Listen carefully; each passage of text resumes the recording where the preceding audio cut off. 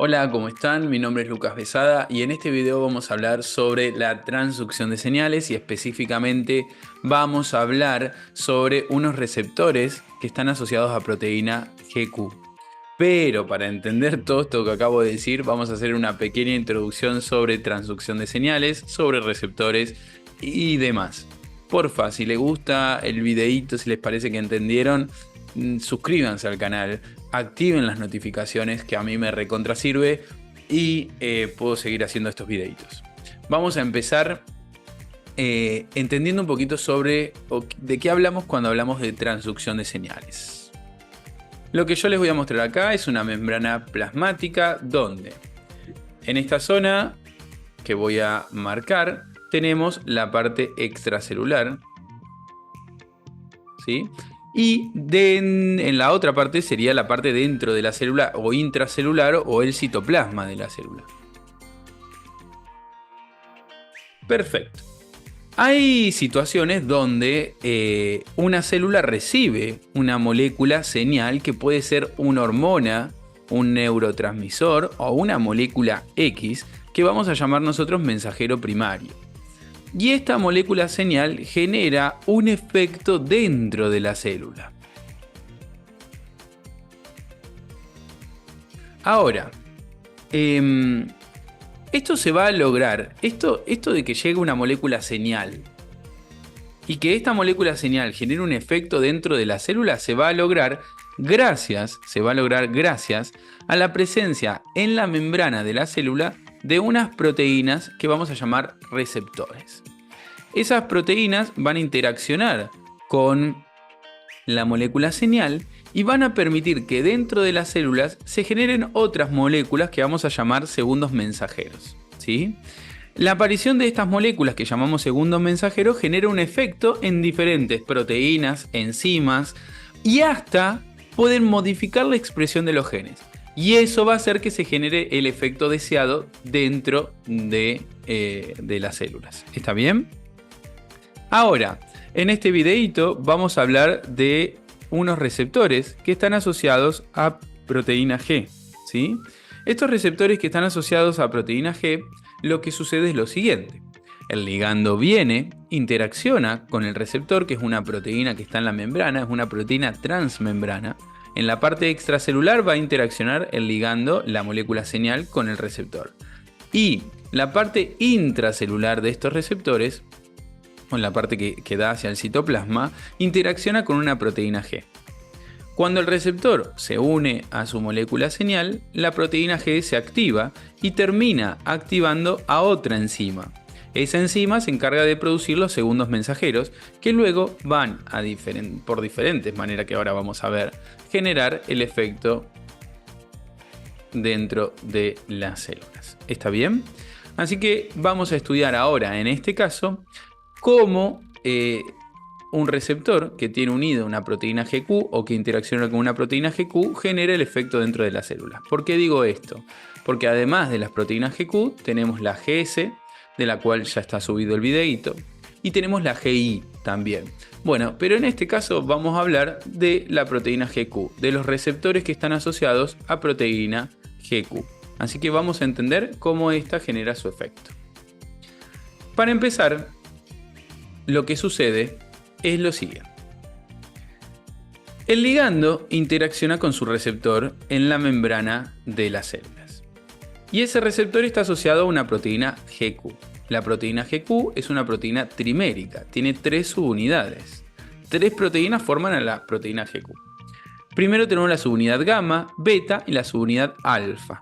La subunidad alfa está unida a un GDP. Cuando el ligando, cuando la molécula señal, la hormona, el neurotransmisor o lo que sea, interacciona con su receptor, la subunidad alfa de la proteína G va a intercambiar el GDP que tiene unido por un GTP y se va a separar de las otras 2 subunidades y va a movilizarse por la membrana hasta llegar a interaccionar con otra proteína que está en la membrana, que es una enzima que se llama fosfolipasa C. La subunidad alfa con su GTP va a interaccionar con la fosfolipasa C. ¿Y qué va a pasar? La va a activar. es interesante pensar lo siguiente. Si ustedes miran el videito de mi canal donde hablo de receptores asociados a proteína GS, la que se activa es una adenilato ciclasa. En cambio, cuando tenemos una proteína GQ, la que se activa es la fosfolipasa C. ¿Y qué va a suceder cuando se activa la fosfolipasa C gracias a la subunidad alfa de la proteína GQ? Bueno, lo que va a suceder es lo siguiente. Esa fosfolipasa C va a agarrar un lípido que está en la membrana de nuestras células que se llama fosfatidil-inositol 4,5-bifosfato, PIP2, ¿sí? Y lo que va a hacer es romperlo y generar, por un lado, inositol trifosfato y por el otro lado va a generar diacilglicerol. Estas dos moléculas van a generar o van a empezar el efecto dentro de las células, ¿sí? Bueno, ¿cuál es el efecto que tenemos acá? Por un lado, el inositol trifosfato lo que va a hacer es interaccionar con los canales de calcio que están presentes en el retículo endoplasmático y va a generar su apertura. Al abrirse los canales de calcio, el calcio que estaba dentro del retículo endoplasmático va a salir hacia el citoplasma. Y el citoplasma se va a empezar a llenar de calcio. Por otro lado, el diacilglicerol lo que va a hacer es interaccionar con una proteína quinasa C, PKC, ¿sí? Y no solamente es necesario el diacilglicerol, sino que también es necesario el calcio para que esta quinasa se active. Una vez que se activa, esta quinasa va a fosforilar, como todas las quinasas, va a fosforilar proteínas. Y al fosforilarlas va a modificar el efecto va a modificar el funcionamiento de estas proteínas. Por ejemplo, hay enzimas que al fosforilarlas las activamos y empiezan a generar su acción. Pero también hay enzimas que al fosforilarlas las desactivamos y ya no generan su acción. Entonces, de esta manera vamos a generar el efecto dentro de las células gracias a la acción de la PKC. ¿Está bien? Y al calcio que se libera desde el retículo endoplasmático. Bueno, pero ahora yo me pregunto, ¿cuáles son los mecanismos por los cuales se apaga esta señal que es la señal de un receptor que está asociado a proteína GQ? Y los mecanismos de apagado son los siguientes. Vamos a tener diferentes, claramente. Vamos a empezar por uno que ya lo conocemos del videíto anterior de la proteína GS.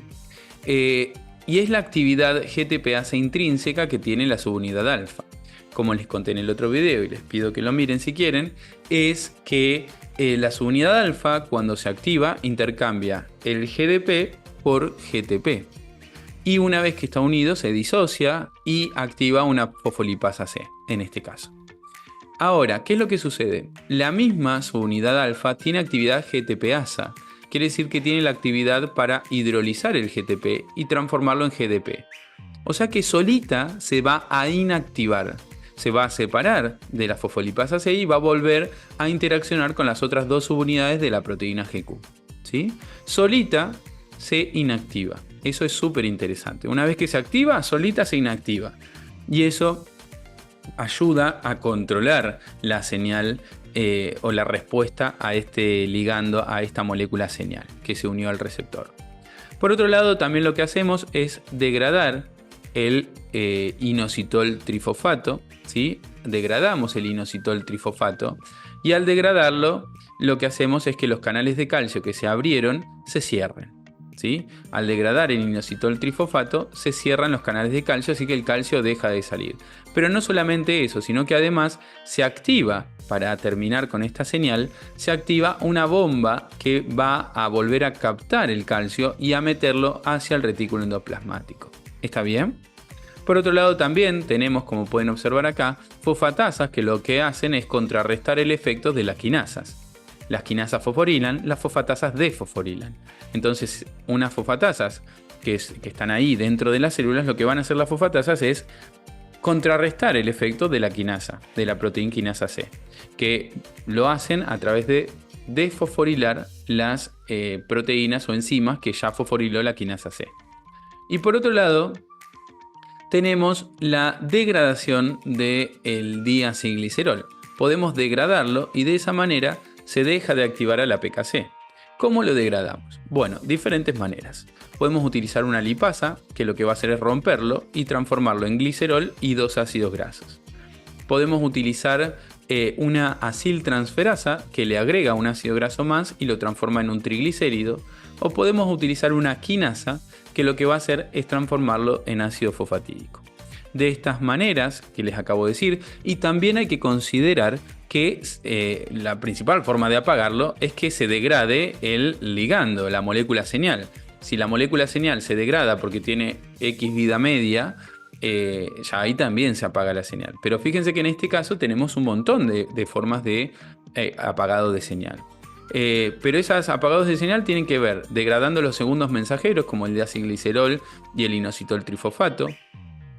Y gracias a la acción de la fosfatasa, que contrarrestan el efecto de la proteinquinasa C, gracias a una bomba que vuelve a captar el calcio que salió del retículo endoplasmático, y gracias a la actividad GTPase intrínseca de la subunidad alfa de la proteína GQ. Bueno, ahora vamos a ver un ejemplo muy interesante de un tipo de receptor que está asociado a proteína GQ, que es el receptor de acetilcolina. Vamos a estudiar un poquito esto. La acetilcolina lo que va a hacer es actuar sobre unos receptores que se llaman muscarínicos. Estos son diferentes, tenemos del M1 al M5, pero el M1, el M3 y el M5 actúan a través de proteínas GQ. En el músculo liso podemos encontrar los receptores M3 que están asociados a proteínas GQ. ¿Qué sucede cuando actúa la acetilcolina sobre estas células? Lo que sucede es que hace que el músculo liso se contraiga, ¿sí? ¿Y por qué esto? Voy a dar un ejemplo muy específico, pero esto genera broncoconstricción. ¿Por qué? La contracción del músculo liso en las vías respiratorias puede provocar broncoconstricción. Esto sucede en enfermedades como el asma o el EPOC, ¿sí? Donde los músculos lisos alrededor de los bronquios se contraen de manera excesiva, lo que hace que las vías aéreas se estrechen y dificulten el paso de aire. Ahora, vamos a ver cómo sucede esto por el efecto de la acetilcolina. Cuando la acetilcolina interacciona con los receptores M3, se activa la proteína GQ, que termina activando a una fosfolipasa C, como vimos previamente. Esa fosfolipasa C va a romper el lípido de la membrana que llamamos fosfatidil inositol 4,5-bifosfato, generando dos moléculas, por un lado diacilglicerol y por otro lado el inositol trifosfato. El inositol trifosfato va a interaccionar con los canales de calcio del retículo endoplasmático, generando su apertura. Y además, eso va a generar que haya mucho calcio en el citoplasma. Pero además, el diacilglicerol junto con el calcio van a activar una proteinquinasa C. Algo interesante también que no está en esta imagen, pero también se abren los canales de calcio presentes en la membrana plasmática de las células para que el calcio ingrese hacia el interior celular. Por otro lado, lo que sucede con el calcio que está en el citoplasma es que interacciona con una proteína llamada calmodulina activándola. La calmodulina junto con el calcio van a modificar el funcionamiento de diferentes enzimas, en este caso dos que nos interesan para la contracción muscular. Activan a la quinasa de la cadena ligera de miosina. Lo que hace esta quinasa es fosforilar la cadena ligera de miosina para que interaccione con las cadenas de actina y de esa manera se produzca la contracción muscular. Y también activan a una enzima que se llama miosina ATPasa, que va a hidrolizar moléculas de ATP, otorgando la energía necesaria para el proceso de contracción. De esta manera, la acetilcolina genera la contracción del músculo liso y en el caso de que ese músculo liso sea el que está alrededor de los bronquios, va a generar esto que llamamos broncoconstricción. Ahora, ¿cómo contrarrestamos este efecto de la broncoconstricción? ¿Cómo contrarrestamos este efecto de la acetilcolina? Bueno, muchas veces para esto se usa el salbutamol. El salbutamol es un agonista de los receptores beta 2 adrenérgicos. ¿Qué significa eso? Un agonista es una molécula que puede unirse al receptor y generar una respuesta similar que la que genera la molécula señal de ese receptor. En este caso, estamos hablando de los receptores beta 2 adrenérgicos. Lo que puede hacer el salbutamol es unirse a estos receptores y generar el efecto de esos receptores. Y como ustedes saben, esos receptores están asociados a proteína GS, porque lo vimos en el videíto anterior sobre transducción de señales. Esa proteína GS lo que va a hacer es activarse y la subunidad alfa se va a disociar porque intercambia el GDP por un GTP y va a terminar activando a una adenilato ciclasa. Esa adenilato ciclasa activa transforma moléculas de ATP en AMP cíclico. El AMP cíclico lo que va a hacer es que se active una proteína quinasa A, que es la que va a generar el efecto y contrarrestar la contracción del músculo liso. ¿Cómo contrarresta la contracción del músculo liso? Bueno, primero vamos a activar, o la pKa va a activar a una enzima que se llama fosfatasa de cadena ligera de miosina. Como vimos previamente, para el proceso de contracción necesitamos que la cadena ligera de miosina se fosforile, pero en este caso la fosfatasa va a hacer lo contrario. Va a desfosforilar la cadena de miosina para que ya no interaccione con la actina y no se produzca el proceso de contracción. Por otro lado, lo que va a hacer también la pKa es fosforilar, ¿sí? Lo que va a hacer la pKa es fosforilar los canales de calcio y va a hacer que se bloquee la unión del inositol trifosfato con estos canales para que estos canales se cierren, los canales de calcio del retículo endoplasmático. Pero además se va a activar una bomba de calcio. Lo que va a hacer la bomba de calcio es reingresar el calcio que se habían sacado hacia el citoplasma, lo va a reingresar hacia el retículo endoplasmático.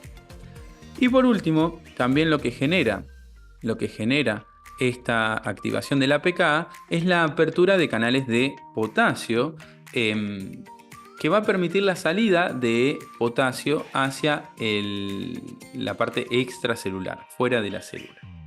¿Esto qué es lo que genera? Esto va a generar una hiperpolarización de la membrana, ¿sí?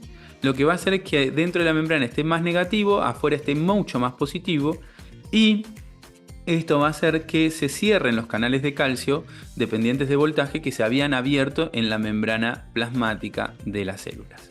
De esta manera, fíjense cómo la pKa hace que los canales de calcio en el retículo endoplasmático se cierren, activa una bomba que mete el calcio hacia el interior del retículo endoplasmático y además con la hiperpolarización de la membrana lo que hacemos es cerrar los canales de calcio que también se abrieron en la membrana plasmática. Y esto contrarresta el efecto de la acetilcolina.